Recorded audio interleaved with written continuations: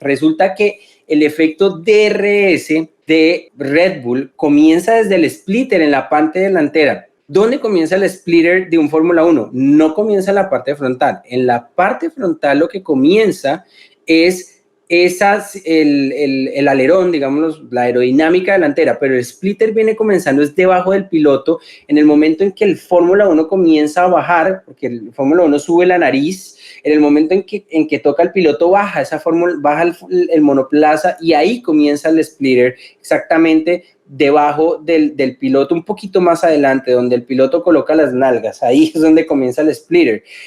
Ahí es donde comienza todo el trabajo de efecto suelo conjunto que va a ir hasta la parte de atrás de Red Bull. Entonces, cómo se canaliza el aire a lo largo de todo el piso que da el efecto suelo es la clave que tiene Red Bull. Red Bull lo canaliza de una manera con unas figuras y unas curvaturas que permiten que el aire se mantenga pegado al techo de ese splitter y después a la parte final del difusor para que no se pierda sustentación cuando se abre el DRS. ¿Qué pasa? Mientras tú tienes el DRS cerrado, el alerón trasero está generándote sustentación, o sea, te está pegando el carro al piso y por ende, pues el carro va con muy buena efecto suelo, o mejor dicho, va con muy buen agarre, se mantiene el agarre porque la aerodinámica te mantiene el carro pegado. En el momento en que abres el DRS, obviamente vas más rápido porque tienes menos resistencia contra el viento,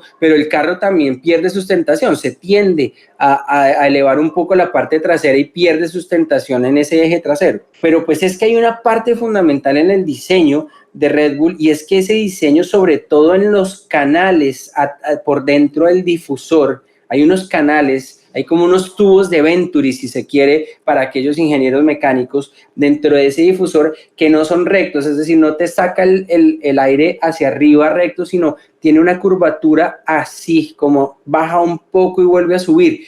¿Para qué hacen esas canalizaciones? Bueno, pues cuando el DRS está activado, no se pierde el contacto del techo, no se pierde el contacto del aire, de todo el flujo de aire con el techo del difusor, y eso permite que al no perder contacto con el techo se siga canalizando hacia el alerón de as o el beam wing. ¿Cuál es el beam wing? El beam wing o el alerón de as es ese par de aleroncitos, en algunos casos es uno solo, en otros casos son dos. Es ese alerón que está por debajo del alerón trasero principal, es decir, el alerón que todos vemos. Debajo de ese hay un alerón que es el wing wing. Ese aleroncito lo que hace es recoger el aire del difusor y entonces lo sube. ¿Para qué? Para generar sustentación. ¿Cuándo? Cuando el DRS está activado y entonces el alerón principal no puede generarte esa sustentación.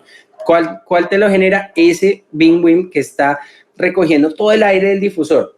Lo que hizo Red Bull es generar esas curvaturas al final, esa curvatura más bien, para mantener el flujo de aire pegado al techo del difusor, le pega mucho más directo al wing wing y te genera entonces esa sustentación adicional que hace que lo que hemos llamado ese DRS realmente se vuelva un triple efecto DRS.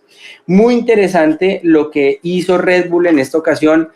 No en vano están de primeros y pues sí, qué pereza que un equipo sea tan dominante, pero se lo merecen porque hicieron el trabajo de ingeniería que tenía que hacer.